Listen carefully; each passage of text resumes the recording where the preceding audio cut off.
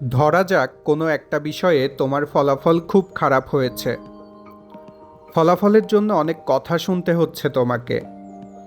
হয়তো তোমার প্রেজেন্টেশনের সময় কথা আটকে যাচ্ছে বারবার।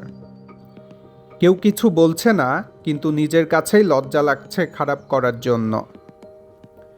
কিংবা তোমার আশেপাশে সবাই একটা জিনিস দ্রুত বুঝে ফেললেও তোমার বুঝতে একটু সময় লাগছে।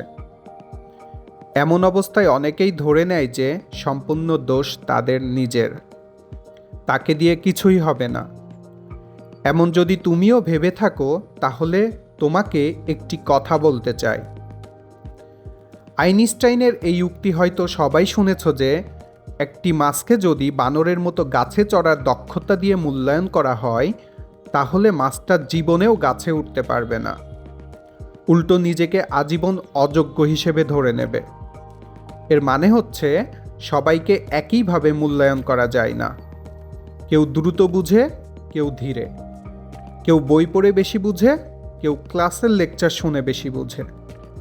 তাই কোনো কাজ না পারলে নিজেকে দোষ দেওয়ার আগে একটু প্রশ্ন করে দেখো যে তুমি যেভাবে ভালো করে শিখতে পারো সেভাবেই কি তোমাকে শেখানো হচ্ছে।